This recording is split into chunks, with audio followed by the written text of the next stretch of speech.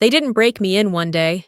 It happened slowly. Every dinner, every joke, every silence that said you don't belong here. For years, I kept showing up.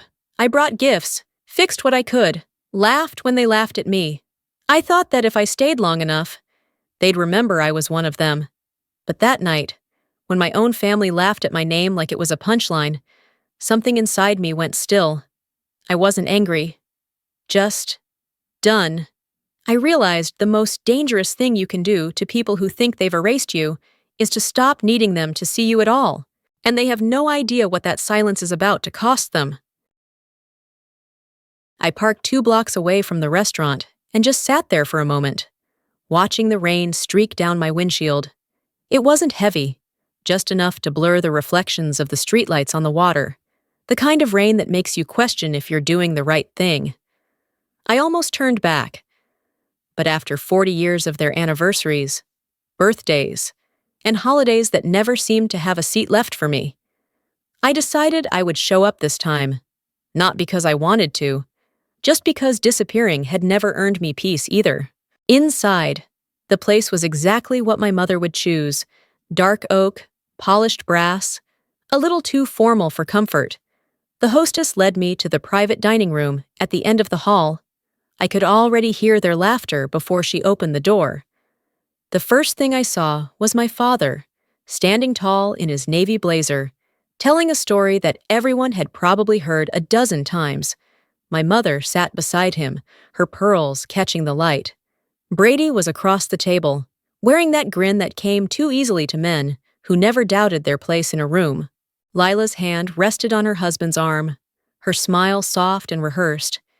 They looked like a family framed in perfect symmetry. When I stepped in, the laughter faltered just long enough for everyone to register that I had arrived. My father's expression didn't change. My mother gave me a polite smile, one that carried more surprise than warmth. "Well, look who finally made it," Brady said, raising his glass. I smiled the way people do when they've practiced not flinching. "Traffic," I murmured, and pulled out the only empty chair, at the far end of the table. No one asked what kept me busy lately. No one ever did. My father cleared his throat, tapping his fork against the rim of his glass. 40 years, he said proudly, his voice steady. And I couldn't have done it without the discipline this family stands for. He turned toward Brady. "This one, he's the pride of the Wells family." A small cheer went around the table. My mother touched his arm and added, "And Lila, with her husband serving the country, we couldn't be more blessed." My chair scraped softly against the floor as I adjusted it. No one noticed. I set down the small envelope I'd brought, a restored photograph of my father in uniform from decades ago. The colors were sharper now, the frame cleaned of dust and time. He would never know how many nights I spent fixing the digital damage pixel by pixel. Brady leaned back, that teasing smirk settling across his face. "Must be nice. Junie, no boss, no alarm clock, no real schedule, huh?" Their laughter filled the room again, bouncing off the wood panels like applause for the wrong performance. My mother's voice tried to smooth it over. "Oh, Brady, don't start." But she was smiling. I took a sip of water, letting the cold hit the back of my throat before I spoke. "Must be nice," I said quietly, "to believe that uniforms are the only proof of hard work." No one asked me to repeat it. Maybe they didn't hear, maybe they didn't want to. My father lifted his glass again. "Brady just finished a joint exercise last month, got commendations for it, too. He's moving fast in his career." I nodded, lips pressed together. The conversation rolled forward like a tide I'd never been part of. They talked about bases, promotions, pension plans, weddings, things that sounded like accomplishments you could hang on a wall. My plate sat half-eaten. I looked at the candle flickering between us, the flame shrinking each time the door opened with a draft from the hallway. Every word, every laugh, was a reminder of how carefully they'd edited me out of their narrative. Not out of cruelty, out of comfort. It was easier that way. When the bill came, Brady reached for it with exaggerated generosity, earning another round of praise from my father. My mother leaned over to remind him to send her the photo I'd just given. For the family wall, she said, as if it belonged to everyone but me. I left quietly. No one stopped me. Outside, the rain had picked up again. I walked to my car under the awning of the old oak trees that lined the waterfront. The air smelled of salt and wood smoke from the nearby docks. I sat behind the wheel, engine off, hands still. Through the windshield, the world looked washed out, buildings dissolving into the night. The wipers clicked once, twice, steady as a metronome. In that rhythm, I heard every small dismissal, every joke disguised as love, every moment they made me invisible because it was easier than trying to understand me. They built their pride out of medals and titles. I built mine out of silence and endurance. And somehow, mine had to stay hidden. I turned the key, headlights cutting through the rain. The city blurred by, streetlights reflecting off the river like fractured glass. For a long time, I thought loyalty meant showing up no matter how small they made me feel. But that night, as I crossed the bridge back to Charleston, I knew something had shifted. They'd kept me at the edges for years, believing I was harmless. They had no idea how wrong they were. The rain kept falling, soft and relentless, like the sound of something quietly breaking open. At 5:42 Acai, the alarm went off. Not the kind that wakes you, but the kind that stops your breath. Threat detection alert, Naval Network East. I sat up straight, coffee still untouched beside the keyboard. 3 screens glowed in the dim light of my apartment, lines of code flickering like static nerves. I opened the monitoring console and watched a stream of unauthorized data crawl across the interface. Slow, deliberate, patient. Whoever it was, they knew where to look. Then I saw the network tag appear in the corner, Norfolk Naval Station. For a second, my pulse stuttered.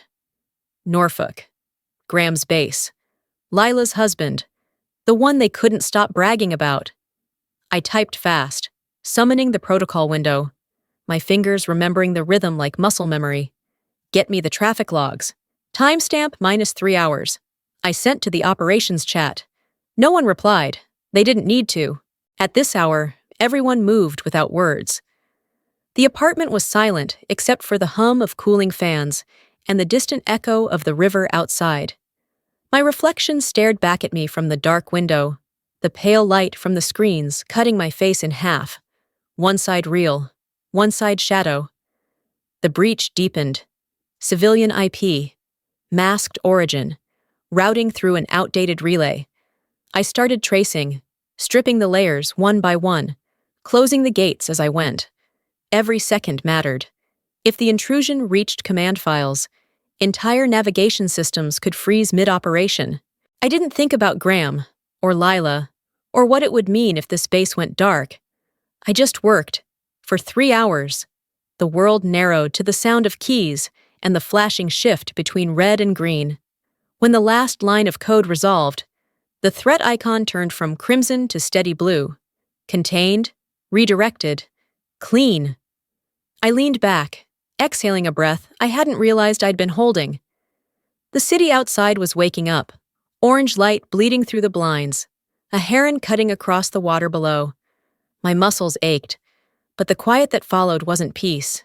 It was secrecy. No one would ever know. I typed the summary in the reporting channel.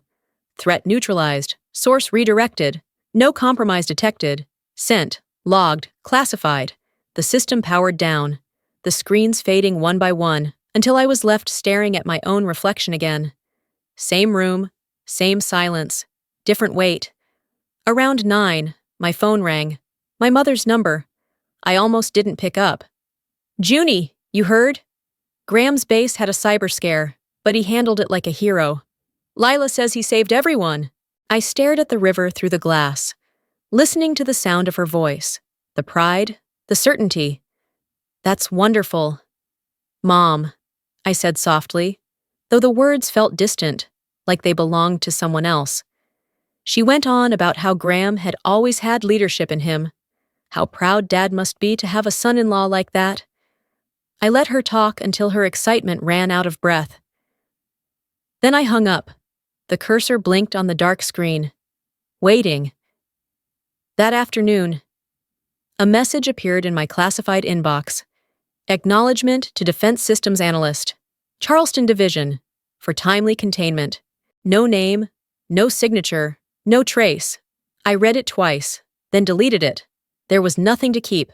Outside, the sun had climbed high, lighting up the river in fractured gold. Somewhere up the coast, Graham was probably being congratulated for quick thinking, for saving lives. He'd never know that the real battle had been fought in silence, 3 hours before anyone at Norfolk even realized what was happening. I didn't resent him for it. He'd done his job, and I'd done mine. Still, there was something about my mother's words that lingered long after the call ended. The way she said hero, as if that title only existed for people you could see. I went to the kitchen, refilled my cup, and stood at the window. The river shimmered like liquid glass. For a brief moment, I imagined saying it out loud, telling them what I really did, how close they'd all come to losing what they bragged about so easily. But then I remembered the dinner, the laughter, the way my father's voice had filled the room, as if it belonged only to those who wore medals. They wouldn't believe it, even if I told them, so I kept it to myself. At dusk, I shut down the terminal again, unplugged everything, and let the apartment go dark. The hum of the hard drive stopped, leaving only the sound of my own breathing. It struck me then, the strange kind of loneliness that comes from saving people who will never know they needed saving.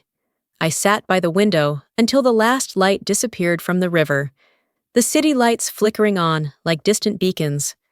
Somewhere, a radio might have been announcing the story of a successful defense operation at Norfolk. Somewhere, my family might have been toasting to Graham, to honor, to everything they believed kept the world safe. And somewhere, right here, I was watching it all from the shadows, holding the silence that made their safety possible. I finished my coffee, cold now, and whispered to the empty room. Not as a confession, but as a promise I knew I'd keep. Let them have their stories. I'll keep the truth. The text came late on a Friday night, from a number I hadn't seen in years. Hey, are you coming to Lila's 40th? I stared at the screen, the words glowing pale in the dark. My first thought was that she must have sent it to the wrong person. My second was worse. Maybe she hadn't. I scrolled up, double-checked my inbox, email, even the family group chat that I was still technically in, though no one ever tagged me. Nothing. No invitation. No mention. Not even a casual hope you can make it. 5 minutes later, another message came through. A photo this time. A cream-colored invitation, printed in gold script, celebrating Commander's wife and her 40 years of grace. I laughed. Not loudly. Not bitterly. Just the kind of sound that breaks in your throat before it reaches the air. So that was that. Not an oversight. Not a missed email.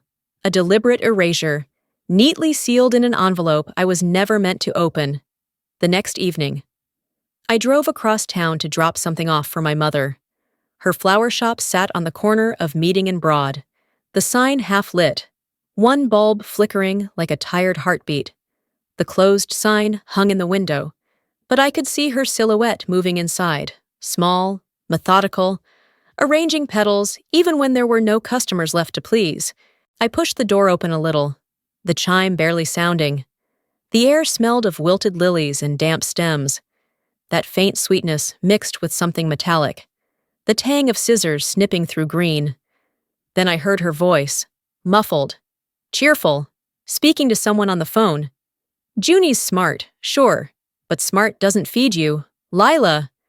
Now that's a woman who made her choices right.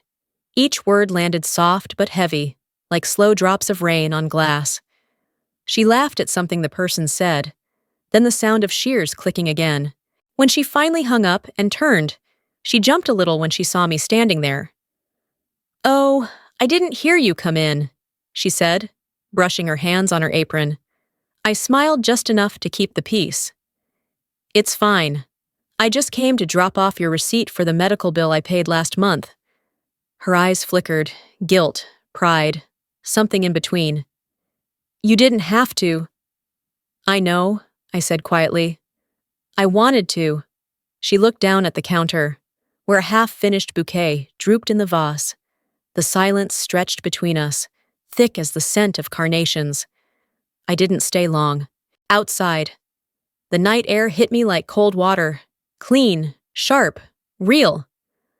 I walked to the car, slipped inside, and sat for a while without turning on the engine. Through the windshield, the shop's light glowed soft yellow, framed by the outline of her shadow still moving, still fixing things that were already dying. On the drive home, the city was quiet.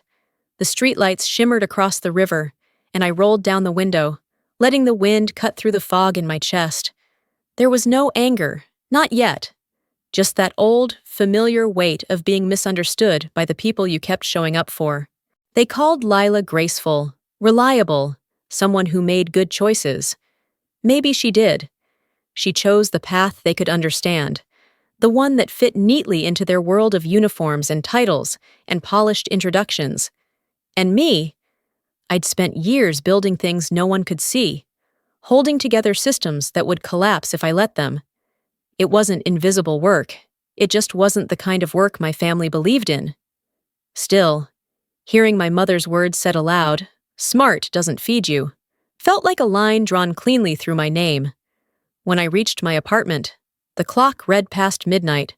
I poured a glass of water, stood by the window, and watched a tugboat move across the harbor, its lights small but steady. Somewhere out there, on a base I'd helped protect. Graham Sutton was probably asleep, blissfully unaware of the network I'd saved him from a week earlier. The irony wasn't lost on me. The man who married my sister had more of my family's respect in 2 years than I'd earned in 36.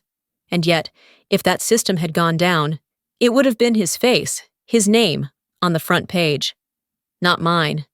I took a slow sip of water and whispered to no one, "You're welcome." The next morning, I saw the invitation again on my phone. I should have deleted it, but I didn't. I kept zooming in on the phrase "commander's wife," the way it gleamed in gold, elegant and unquestioned. That's what they wanted, a story they could tell without stuttering. By noon, I had made my decision. I would go. Not to prove anything, not to demand a seat at their table. I just needed to see, with my own eyes, how far I'd faded from their picture. There's a strange kind of strength that comes from walking into a room that doesn't want you. It's not courage, it's curiosity. The kind that asks, how invisible have I really become? I closed my laptop, looked out at the sunlight scattering across the river, and felt something inside me shift, small, but final. For years, I'd kept hoping they'd see me. Now, I wanted to see them, really see who they were when they thought I wasn't looking. The decision didn't feel defiant. It felt necessary, like pulling a splinter that's been buried too deep for too long. So I circled the date on my calendar, right under the heading, Lila's 40th. The pen left a deep groove in the paper. I stared at it for a long time, thinking how easy it is for people to celebrate what they can measure, and how much harder it is to love what they can't.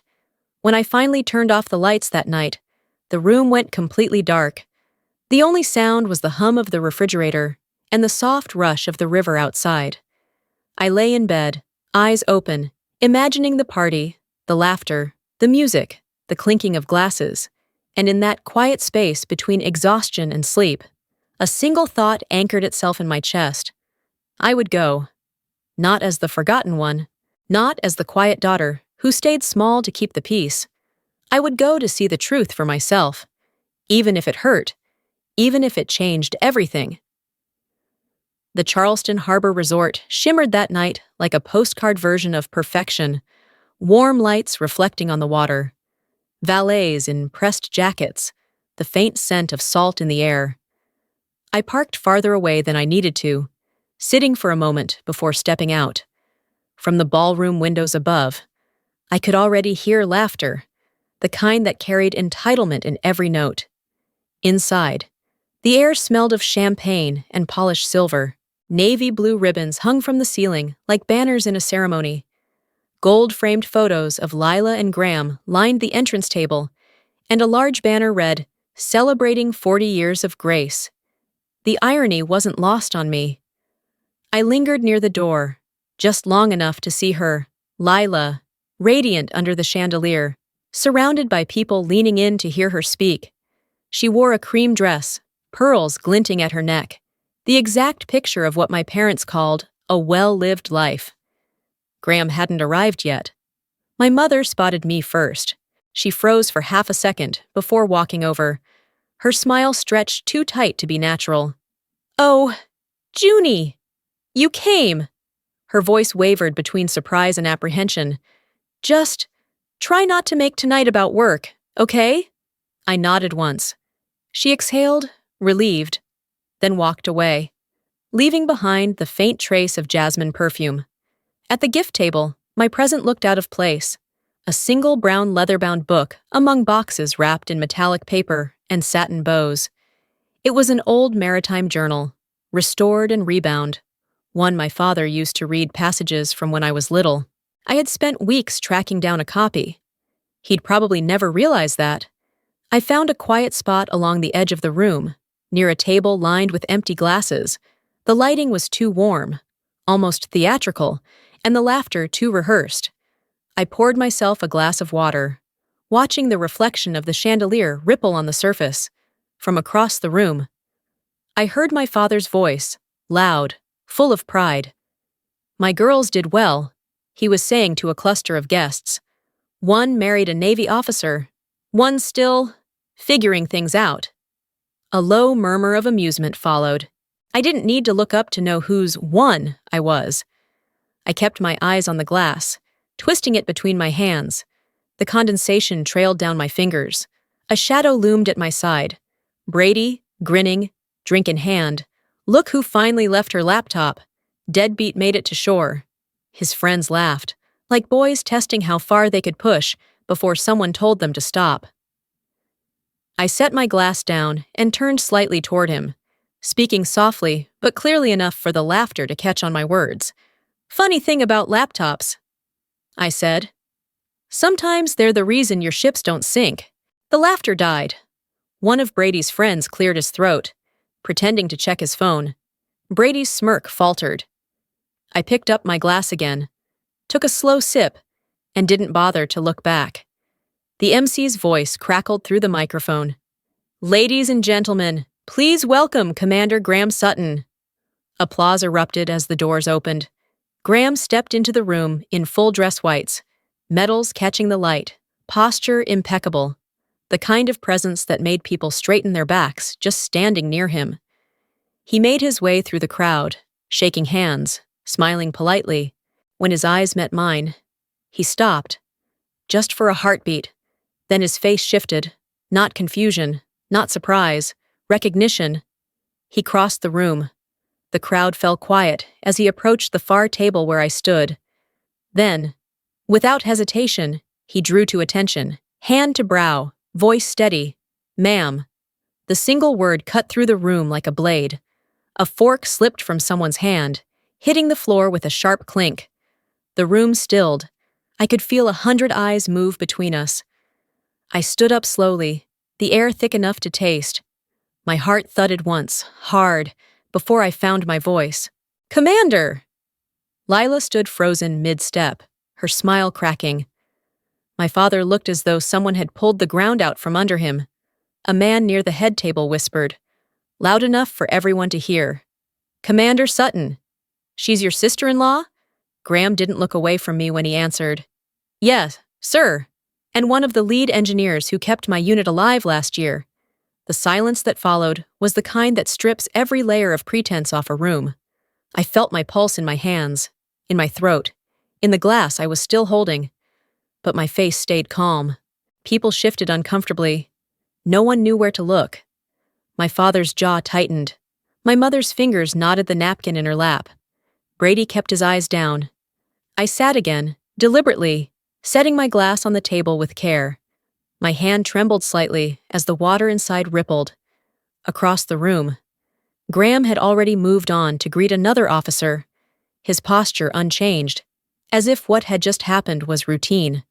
The rest of the night felt suspended in amber. Conversations stayed shallow, smiles too stiff, laughter too forced. Every word seemed to bounce against the walls and fall flat.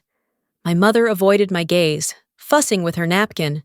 Lila kept trying to reclaim the evening, to fill the silence with polite chatter about decor, the caterer, the music. My father focused on his plate, cutting his chicken into perfect squares, as if precision could fix what had just broken. No one brought up the salute. No one dared. When the cake came out, white frosting, navy ribbon around the base, I slipped out quietly before the candles were lit. Outside, the air was heavy with sea mist. I walked across the parking lot, the sound of waves faint but constant beyond the dunes. The party's laughter drifted through the walls behind me, muffled, fragile. I got into my car, closed the door, and just sat there for a while. The world outside was all shadows and water and wind. The radio came on automatically, a news anchor's voice cutting through the quiet. A successful containment of last week's cyber incident at Norfolk Naval Base was credited to outstanding collaboration across multiple units. I reached over and turned it off. The silence returned, soft and absolute. For a long moment, I just watched the windshield fog under my breath. Then I smiled, small, almost involuntary. They had spent years treating me like an unfinished sentence. Tonight, one word had rewritten the story. I started the engine. The headlights lit the narrow road leading away from the resort. The reflection of the ballroom shimmered once on the water, then vanished behind me. The tide was rising, so was I. By morning, my phone was a storm. Messages kept lighting up the screen. One after another. My mother, Lila, Brady. Even distant relatives I hadn't heard from since the last obligatory Christmas card. The first one came from my mother. "You could have told us. Junie." That was humiliating. I stared at the words until the screen dimmed, then locked it. I didn't reply. They hadn't called when I'd been sick last winter. They hadn't texted when my building lost power during the hurricane. But now, suddenly, I was a headline in their private gossip circles. I made coffee, left it untouched, and spent the morning answering work emails, mundane, precise, grounding. Outside, Charleston moved at its usual slow rhythm, but I felt the air tighten around me, as if the world had learned a secret it wasn't ready to carry. By late afternoon, a knock came at the door.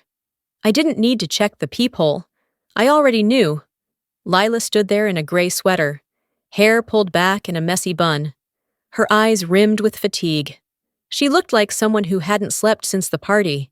She didn't bother with small talk. "You made me look ridiculous last night. Everyone was talking about it. They think you tricked us." Her voice cracked halfway through the sentence, as if the humiliation of being questioned by her own friends hurt more than the idea that she might have been wrong about me. I kept my tone steady, the kind of calm that isn't forgiveness. It's control. "I didn't make you anything, Lila. I just showed up. You knew Graham would do that," she said. I looked at her, steady.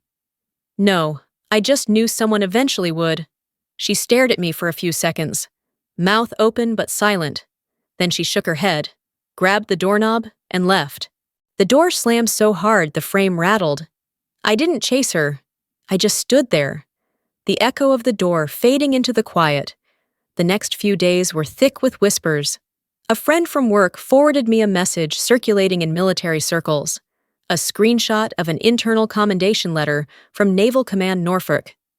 The subject line read simply, "Acknowledgement, Cybersecurity Containment, Charleston Division." The letter was formal, brief, unmistakable. Special acknowledgement to the Charleston Division Cybersecurity Lead, Juniper Wells, for decisive containment of last year's breach. At the bottom, in neat digital ink, was the signature, Commander Graham Sutton. I closed the email, then reopened it, twice. The words didn't feel triumphant. They felt like closure. That evening, Brady texted for the first time in months. "So it was you." Just 4 words. No punctuation. No apology. I read it once, then put the phone face down on the counter. Work didn't stop. and neither did the quiet. I sat through 2 briefings and an after-hour systems check, each one layered with that strange dissonance, knowing the world now recognized something I'd done. But the only people I'd wanted to see it still didn't know what to do with it. The next night, I couldn't sleep. I drove to the waterfront, the same path I always took when I needed to think. The air carried that mix of salt and cold metal, and the water was so dark it looked solid. The benches were empty. The lamps buzzed faintly, their halos barely reaching the pavement. I sat with my hands in my pockets, staring at the slow ripple of tide against the rocks. The sound reminded me of the night I'd stayed up fixing the breach, the same steady rhythm of something almost breaking, but not quite. For the first time since that dinner, I let myself think about Graham, about the way he'd said ma'am, not performative, not awkward, but with the kind of respect that doesn't need witnesses.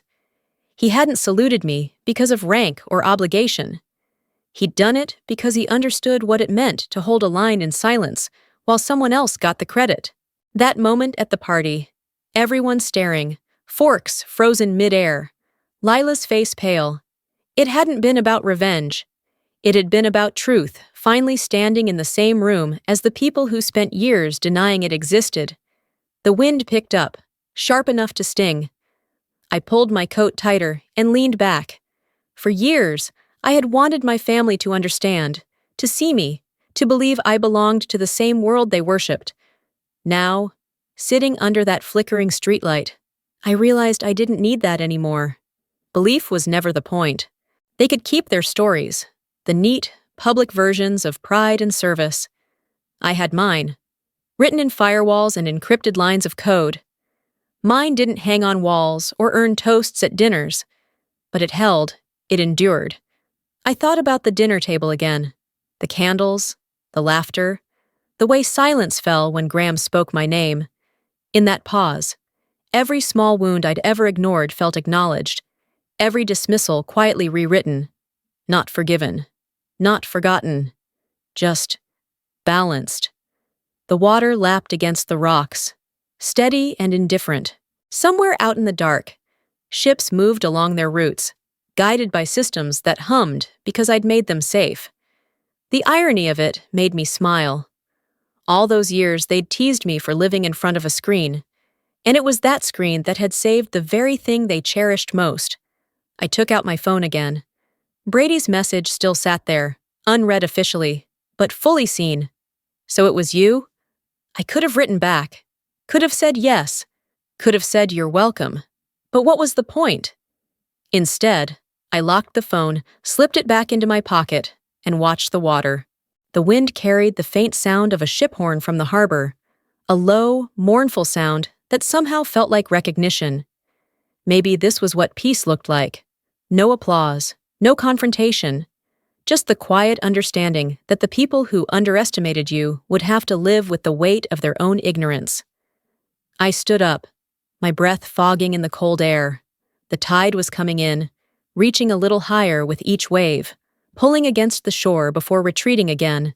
It reminded me of something Graham had once said during a briefing. Before any of this, the sea doesn't apologize for rising, it just does. That night, I finally understood. I wasn't angry anymore, just certain. As I walked back to the car, the lights of the city shimmered across the water. Beautiful, distant, untouchable. For the first time in my life, I didn't need anyone to believe in me. I already knew what I was made of. I thought that, after the dinner, everything would calm down. I thought silence might mean peace. I was wrong. 3 days passed without a word from my parents. No calls, no messages, but the noise came from everywhere else. Emails, texts, questions I never asked to be part of. A cousin I hadn't spoken to in years wrote, "We always knew you were special. Why didn't you tell us?" I didn't reply. Then, on the 4th morning, there was a knock at my door. I hesitated before opening it. My mother stood in the hallway, wearing her old beige coat, the one she used to wear to church. In her hands was a small bouquet of carnations, half apology, half peace offering.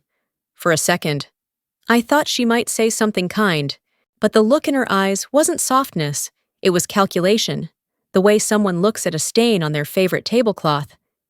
Junie, people are talking, she said finally. Your sister's mortified. Graham's name is all over the local paper. You should have warned us. I leaned against the doorframe. The bouquet trembled slightly in her hands. You mean you're embarrassed I'm not who you thought I was? Her lips pressed together. For a heartbeat, I thought she might drop the flowers. Then she turned away, her voice clipped and small. You always were difficult. She left the bouquet on the floor and walked down the hall. The door clicked shut behind her, sealing the cold air between us. I stood there for a long time, staring at those flowers until the stems began to sag. Then I picked them up and tossed them in the sink. That afternoon at work, the office felt different. People glanced my way when they thought I wasn't looking. Whispers had a way of reaching even the most secure networks. Someone must have seen the article about the dinner. My team didn't mention it outright, but one of the younger analysts, Mark, stopped by my desk, awkwardly holding a coffee cup. So, the commander saluted you? He said, trying for casual. Must have been something. I met his eyes for a moment, then looked back at my screen. It wasn't for me. It was for the work. He nodded quickly, pretending to understand, and walked away. In my inbox, a new message blinked, from Graham Sutton, subject, no title. The email was short. That salute wasn't performance. It was overdue. You saved us. And they needed to know what that meant. P.S. I'm sorry for how they treated you. I read it twice. Then a third time, my finger hovering over the reply button. But there was nothing to say that wouldn't make it smaller than it was. So I deleted it.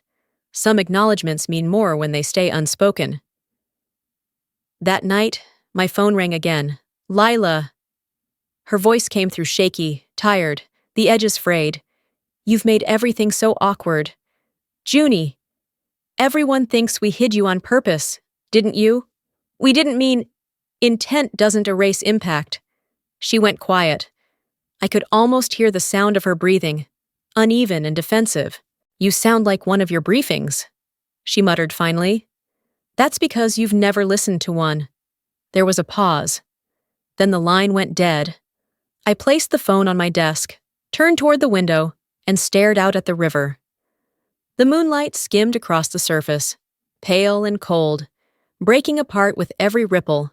The office across the water had long since gone dark, but I could still see the reflection of streetlights trembling on the waves.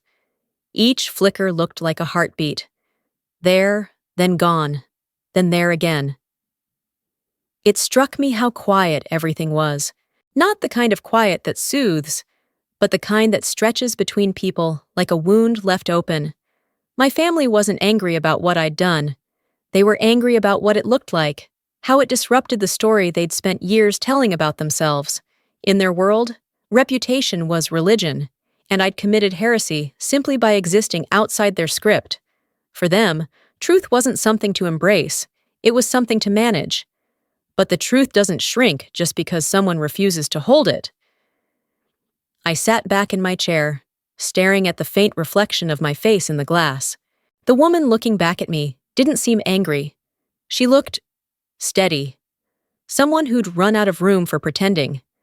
Maybe this was what justice really looked like. Not a victory, not applause, just the quiet aftermath where everyone had to live with what they'd chosen. Justice doesn't always restore balance. Sometimes it creates distance. And in that distance, you start to hear what's been drowned out all along. The sound of your own voice, unfiltered, unafraid. Around midnight, I turned off the lights and sat in the dark for a while, the glow from the city spilling through the blinds in thin gold lines.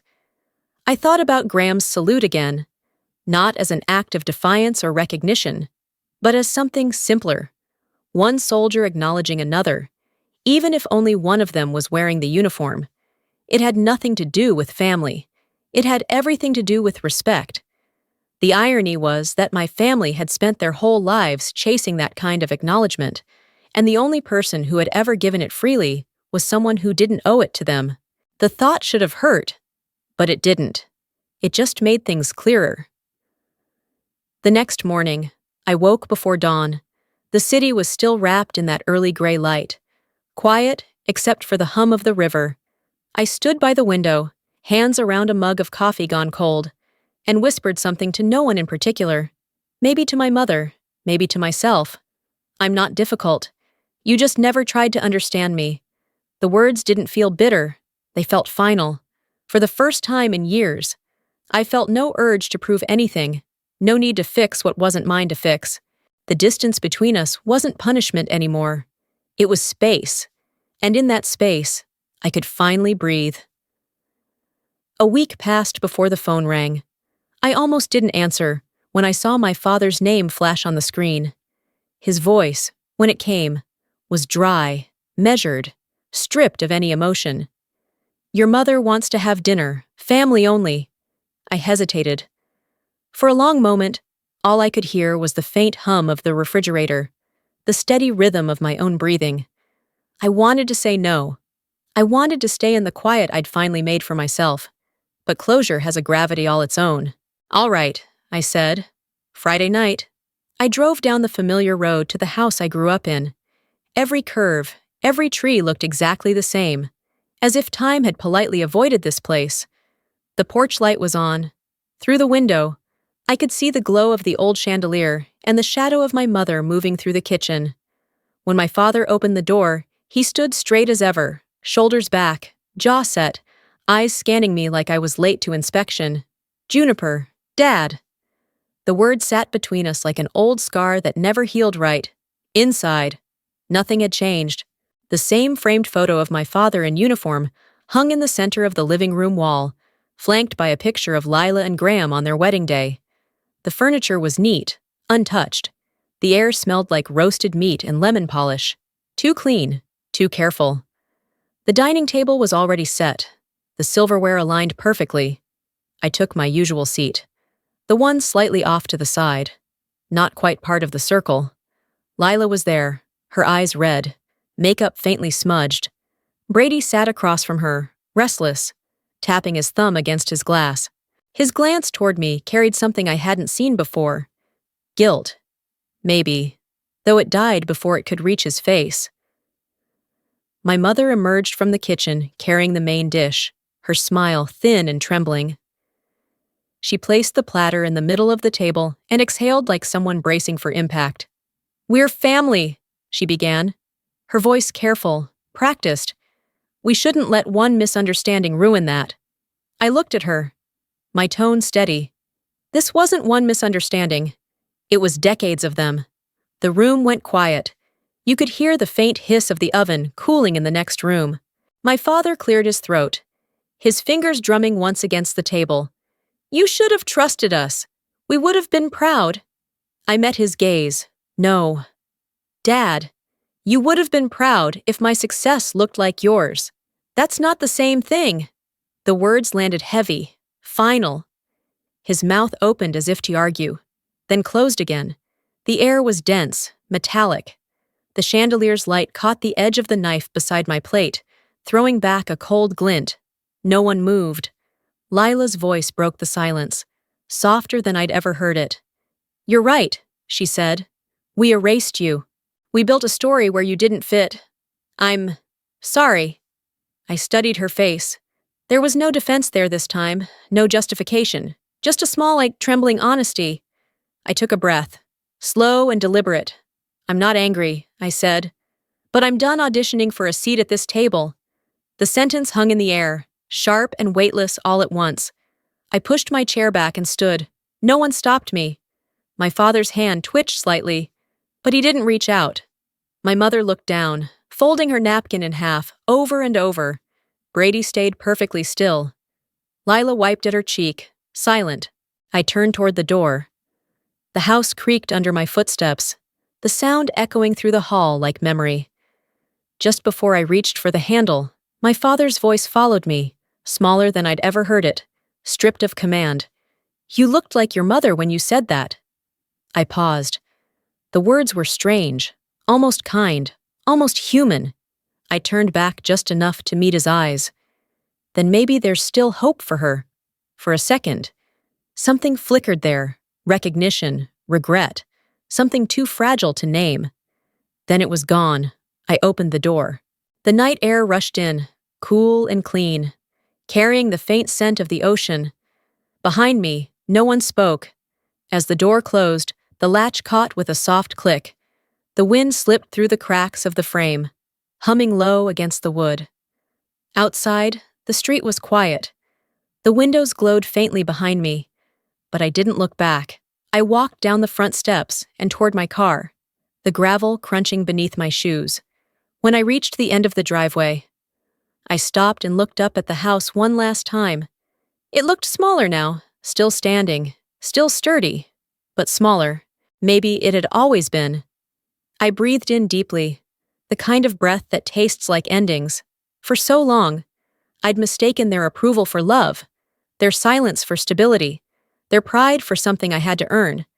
But standing there, under the weight of the same stars I'd grown up beneath, I finally understood. Love without understanding isn't love at all. It's obedience. The thought didn't hurt. It just settled somewhere quiet inside me, where it would stay.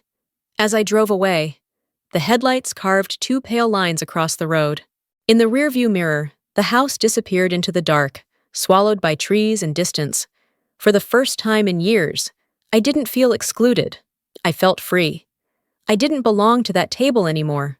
And for once, that didn't mean loss. It meant release. When I reached the main road, I rolled down the window. The night air rushed in, cool and clean, and I let it fill my lungs. The weight that had followed me for half a lifetime began to lift. Slowly, like fog pulling back from the water.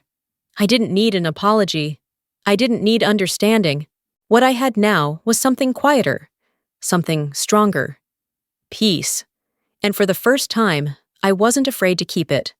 A month after that final dinner, an email appeared in my inbox from the Defense Coordination Office. Subject: Invitation to speak, Norfolk Military Summit. I stared at it for a long time before opening it. The words were formal, polite, and heavy with meaning. I almost clicked decline. I'd had enough attention, enough whispers, enough to last a lifetime. But then I saw the final line, panel topic, cyber integrity and command responsibility. That stopped me. It was the exact title of the proposal I'd written the year before, the one they'd turned down because they needed someone with a higher profile. Now, they wanted me. Friday morning, I drove to Norfolk. The sky hung low and gray, the kind that made the water look like steel. Flags lined the harbor, snapping sharply in the wind. As I parked, I caught my reflection in the rearview mirror, hair neatly pinned, navy suit pressed, face calm, no medals, no insignia, just me. The entrance to the conference center buzzed with the muted energy of uniforms and protocol. Officers in dress blues moved through the crowd, their badges glinting under fluorescent light. I felt out of place and at home all at once. When I entered the main hall, I spotted Graham before he saw me. He was speaking with a small group of commanders near the stage. When his eyes finally met mine, he gave a small nod. Acknowledgement without spectacle. Exactly how it should be. It wasn't until I found my assigned seat near the front that I noticed them. Two familiar figures in the very last row.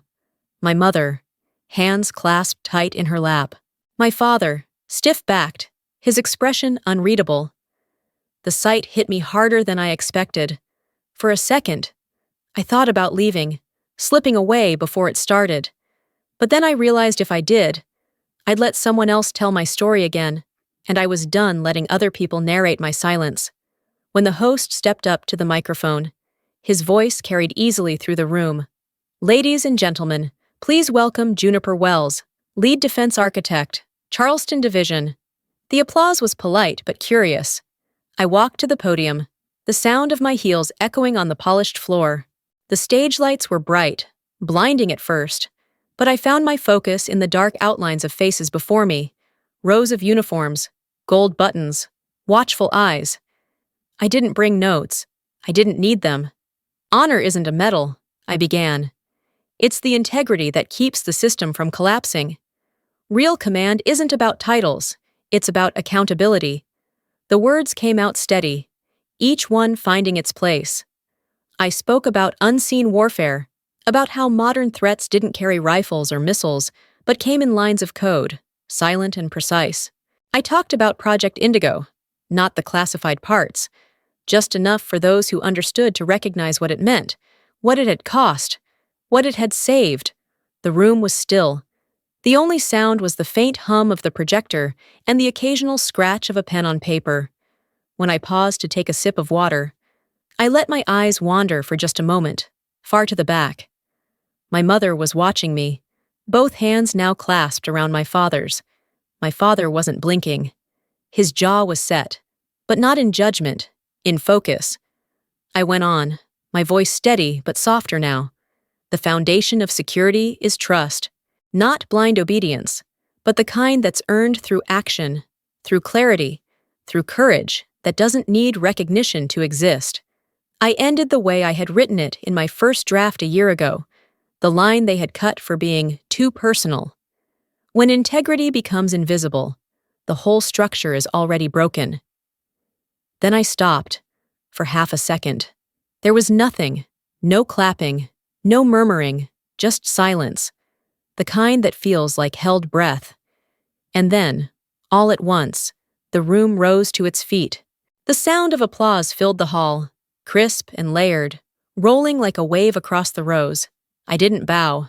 I just nodded once, the way Graham had at that dinner, the way my father used to after every successful inspection. It was enough. When the applause faded, people began filing out, some stopping to shake my hand, others offering small words of thanks. I smiled politely, answered what I could, and then I saw him. My father was waiting near the exit, standing beside my mother. For once, he didn't look composed. He looked unsure, as if searching for the right uniform to wear for this moment. When the crowd thinned, he stepped closer. The lines on his face seemed deeper than I remembered. He looked at me for a long time before he spoke. "You looked like you belonged up there." I turned slightly, the corner of my mouth lifting. "That's because I do." He nodded, just once. No apology, no further words. But something shifted between us, something small, like the click of a lock finally opening. We stood there for a few seconds, the noise of the departing crowd fading behind us. The sound of wind carried in through the open door, fluttering the flags outside. For the first time in my life, my father didn't look at me as the daughter who fell short. He looked at me as a person who'd built her own kind of honor, one that didn't need to mirror his. I didn't thank him. He didn't explain himself. We didn't need to. When I walked out of the hall, the cold sea air hit me full in the face. I could hear the faint rhythm of waves against the pier and the echo of boots on pavement behind me. The wind tugged at my jacket, sharp and alive. There was no grand reconciliation, no cinematic embrace, just the simple, quiet truth that for once, I had been seen clearly, and that was enough. The sky was beginning to clear, thin streaks of sunlight cutting through the clouds. I stood for a while, letting the wind whip through my hair, watching the flag snap high above the harbor. For years, I'd chased acknowledgement like it was oxygen. Now I realized it had always been within reach. It just took standing alone under the light to finally feel it. When I turned back toward the car, I caught one last glimpse of my father and mother through the glass doors. They were still standing there, side by side, watching me leave. No smiles, no tears, just stillness. The kind of stillness that means something has changed. I walked away, the sound of the harbor filling the air around me. No medals, no apologies. Just wind, salt, and peace. And for the first time, the silence felt like respect. 2 days after the summit, I drove back to Charleston. The air was heavy with the kind of stillness that follows a storm.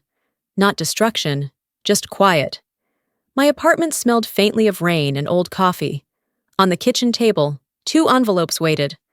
One was crisp white with the Navy's return address.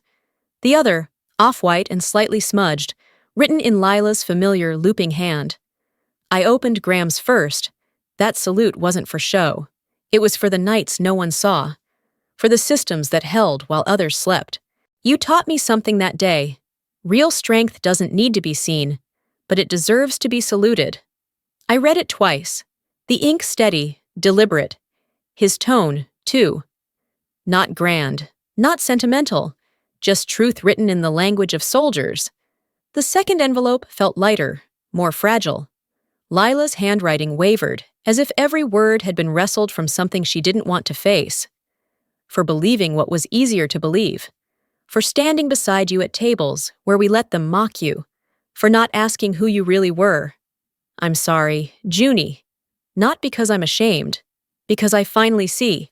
The letters sat side by side, the edges touching like two timelines finally crossing. I folded them both and placed them on the counter, their weight almost non-existent. No music played, no tears came, just the hum of the refrigerator and the steady rhythm of rain tapping against the window. I didn't write back. Not because I was angry, because there was nothing left that needed saying. Forgiveness, I realized, isn't reopening a door. It's knowing you don't have to walk through it anymore.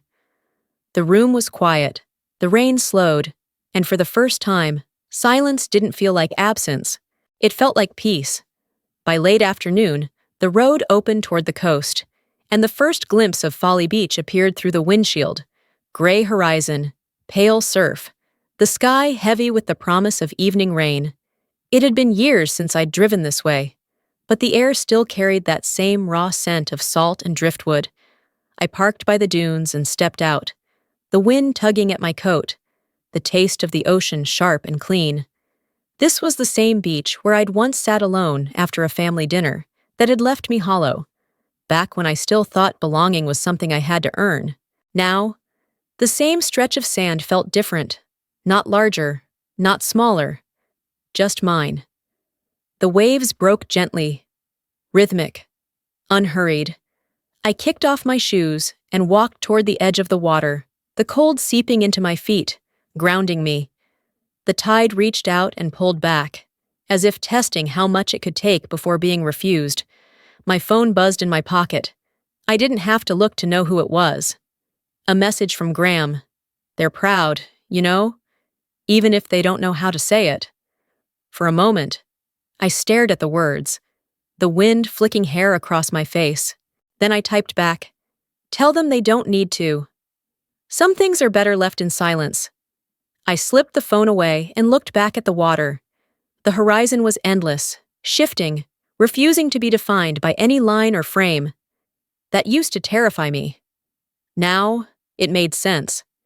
Every wave seemed to carry a memory, every insult, every quiet dinner, every moment I'd been dismissed as less than what I was. One by one, they dissolved into the surf.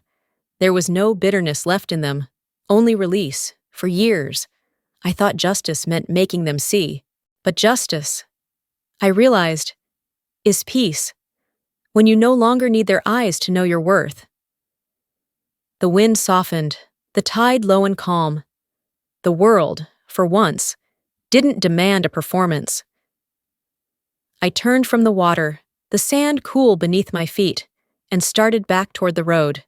The late sunlight broke through the clouds, spilling over the asphalt like liquid gold. Behind me, the waves kept their rhythm, constant, unbothered, eternal. There was no grand music, no victory swell, just the sound of the wind moving through the dunes and the soft, steady beat of my own steps. I wasn't walking away anymore. I was simply moving forward. And in that quiet, salt-swept silence, I finally understood. Some endings don't need applause to mean they were worth surviving.